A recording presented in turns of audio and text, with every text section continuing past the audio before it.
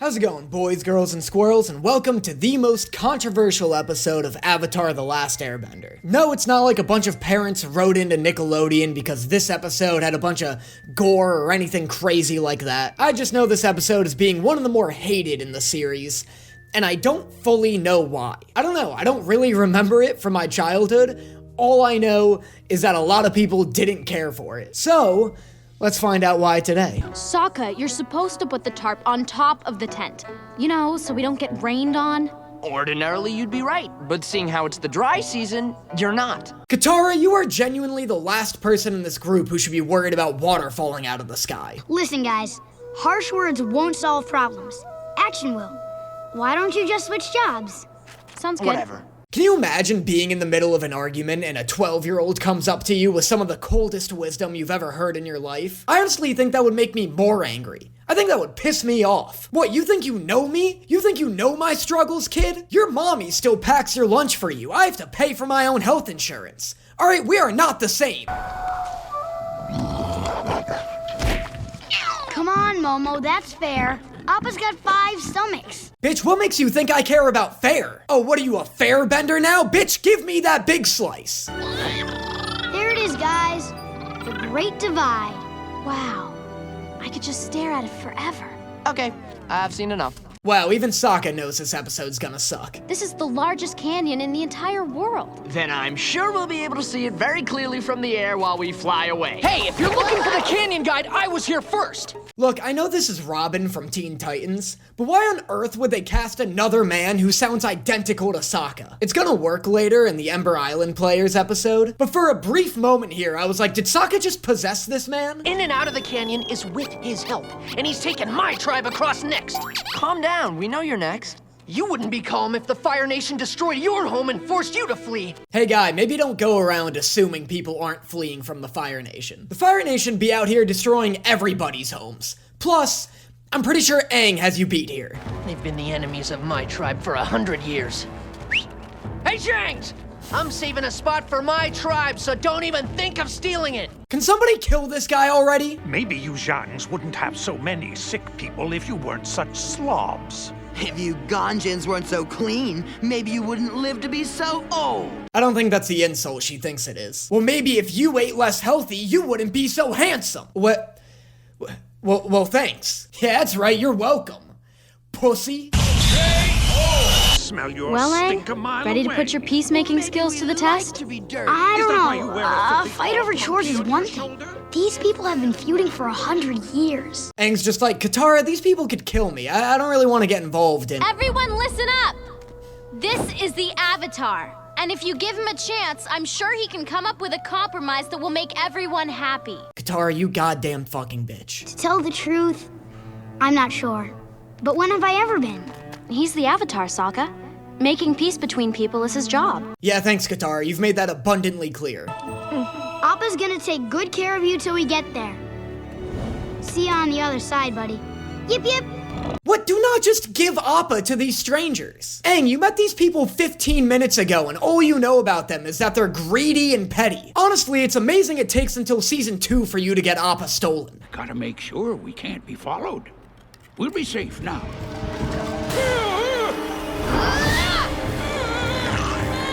Yo, maybe Nickelodeon did get emails about this episode. Did a bunch of parents write in telling them to tone down the terrifying designs of the spirits? Because none of the spirits in the other seasons look as sane as the ones in this one.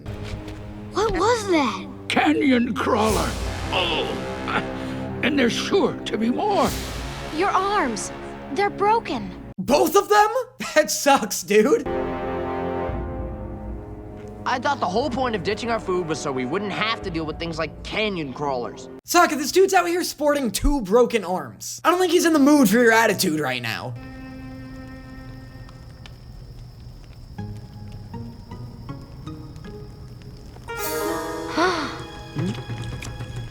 Oh, you sneaky bastard! Oh, come now. You really think that tribe of thieves isn't smuggling food? Why should my people go hungry when the sneaky Zhangs are stuffing their faces? Your guide was almost eaten by a giant termite today. You really don't see anything wrong with what you're doing here? Jin Wei was attacked by one of the Zhang. A vermin named Wei Jin, who looked at the orb with envy. It seems wild to judge an entire tribe based off the actions of one man 100 years ago. Our people have never forgotten. You can never trust a Zhang. Oh, never mind, Katara's immediately on board. This dude Katara just met was like, the Zhangs betrayed our people 100 years ago. And Katara went, those fucking Zhangs make me sick. Care for some meat? Would I? I know what you must be thinking. We're horrible for endangering everybody by bringing food down here. Sokka just does not care about this century-old conflict. Our forefather, Wei Jin, was leaving the western gate of our village when he saw a figure in the distance. Whoa! Wild art style change. Once I found out that this show's animation style was inspired by Fooly Cooly, it's like all I can ever see. We Zhangs will never forget that injustice. That's just terrible. You gonna finish that? Sokka does not care. Yeah, Katara, what are you talking about? Wei Jin didn't steal the orb. He was returning it to their village gate and was wrongfully punished by the Ganjin. Not punished enough, if you ask me. Katara over here taking hard political stances. How many times do I have to say it? Harsh words won't solve problems. Action will. Perhaps the Avatar is right. Yes, perhaps he is. Oh nice, way to go, Aang. Harsh words will never solve our problems. Action will. Oh, way to go, Aang. It'd be wild if Aang just accidentally started a massacre here and, like, had to live with that for the rest of his life. Actually, that'd be kind of dope. It'd be kind of cool to show how difficult solving these kinds of conflicts actually is, and, like, being the Avatar takes as much social training as it does bending training. Honestly, they kind of do this with Korra, so it's cool that, like, that idea is in their head, at least. Is that food? Everyone smuggled food down here? Unbelievable! You guys put your lives in danger because you couldn't go without a snack for a day? Oh, he's pissed. Aang's furious. Awful!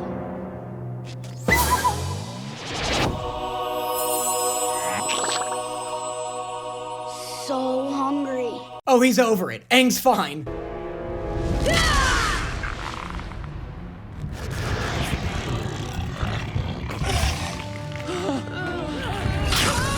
Maybe this is why I didn't originally rewatch this season. This would have scared the shit out of 12-year-old me. Maybe my brain was just like, skip to season 2, you don't want to touch season 1, man. This is like that bug scene from Peter Jackson's King Kong. Like, this is so intense.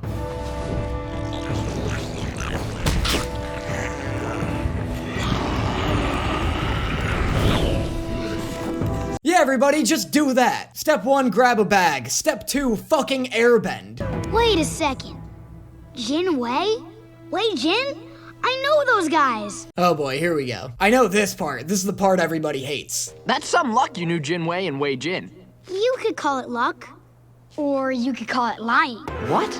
I made the whole thing up. Okay, so I've seen a lot of people talk about how this episode kind of feels like a waste of time and how they don't like that the conflict is resolved by Aang lying to both of the tribes. And this is definitely the weakest episode we've seen so far, but it's not, like, bad. It's a bit of a waste of time, for sure, and I don't love that Katara and Sokka are just, like, immediately fighting and then just, like, obnoxiously fighting throughout the rest of the entire episode. Like, them choosing sides and getting into a conflict just feels kind of dumb, especially when we just saw them fighting in the Jet episode, and it's done way better. But I do kind of like the fact that Aang lies to both groups, because they're engaged in this century-long feud that's so petty and so lost to time that nobody even knows the facts of it anymore. They've got two different stories, both of which result in conflict. And I kinda like the fact that Aang gives them a third story that, while not true, does result in peace. Because it kind of shows how stupid conflicts like this are. Like, the two tribes don't actually hate each other.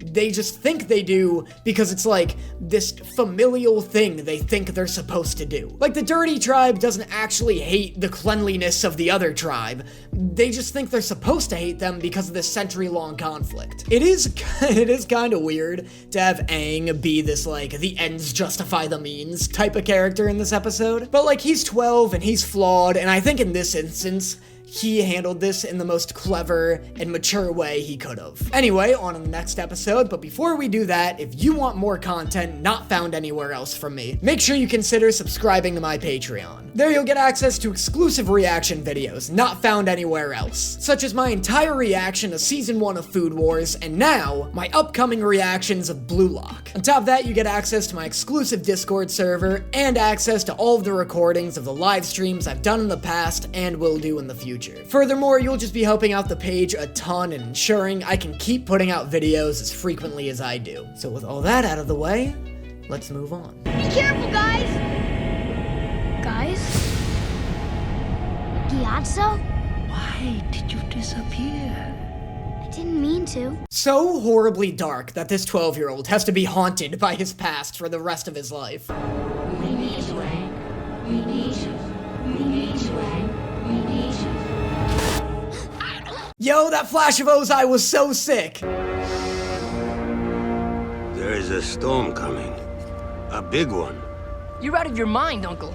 The weather's perfect. There's not a cloud in sight. Zuko, can you get off of Iroh's ass for one goddamn second? Iroh's over here like, it smells like it's gonna rain. And Zuko's just like, you crazy old man, I knew I should've left you to die with those earthbenders! Prince Zuko, consider the safety of the crew. The safety of the crew doesn't matter. Zuko is so close to having a full-on mutiny on his hands. There's only so many times a person can yell at their crew and get beaten up by a 12-year-old before they just lose all respect of their peers. Ah, it's good. It's perfect, I'm telling you. I don't know if I like the sound of that swishing.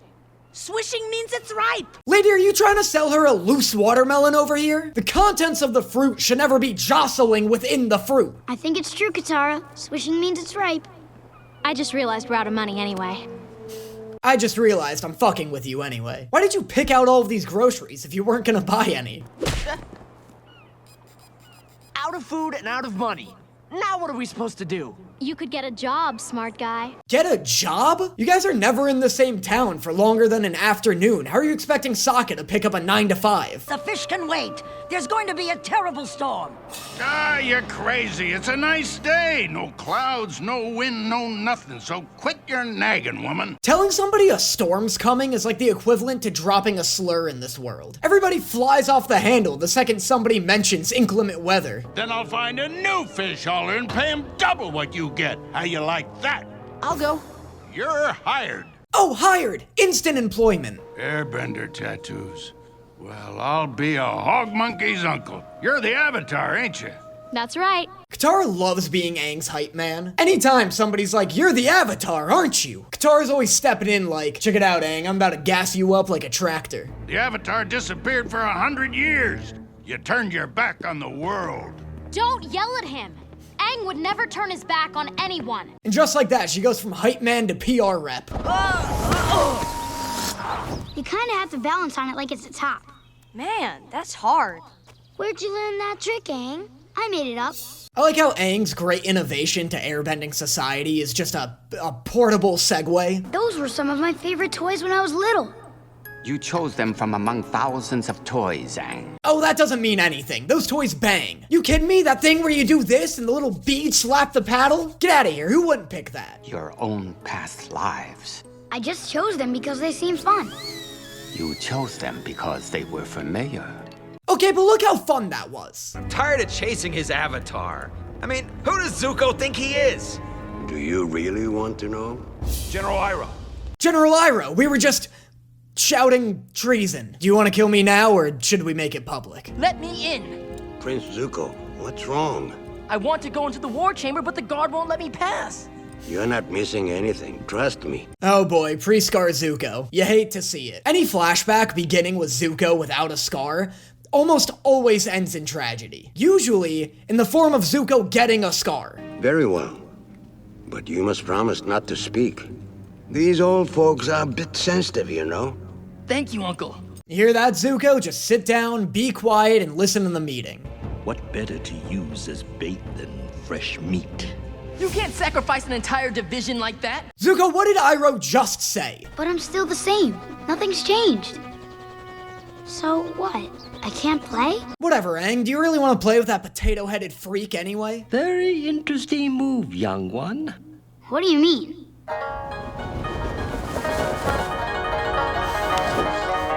Hey. Oh, monkey out, so. You sneaky old bitch! Zuko would have to do his own father. I like how we're intercutting between Aang not getting to play with his childhood friends, and Zuko literally getting mutilated by his own father. Look, both boys suffered.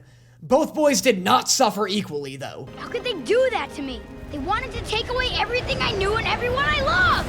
Whoa, hot cinders! I'm sorry I got so mad.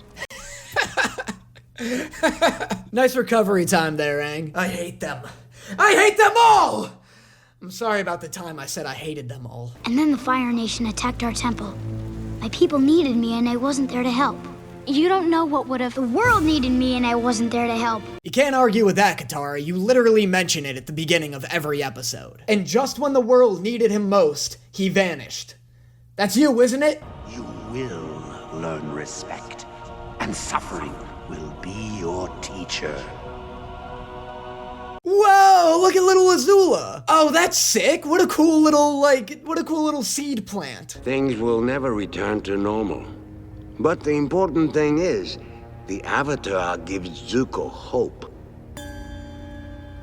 This has to be the most complex character motivation in, like, all of children's media. Right? Like, no way any Ben 10 character is beating Zuko's insane backstory and connection with Aang. I love how on the surface, Zuko's been, like, kind of whiny and arrogant and annoying, but after this explanation, you see that all of that was just desperation, because he's finally closer than ever before to actually catching the Avatar. This task his father sent him on, knowing it was a bullshit mission that he'd probably never accomplish. It also just gives Zuko such a great reason to inherently hate Aang. Like, just the sight of Aang infuriates him, because Aang being free inherently means Zuko stays exiled. So it's like, even though Aang's not doing anything, even though he's just existing, it pisses Zuko off.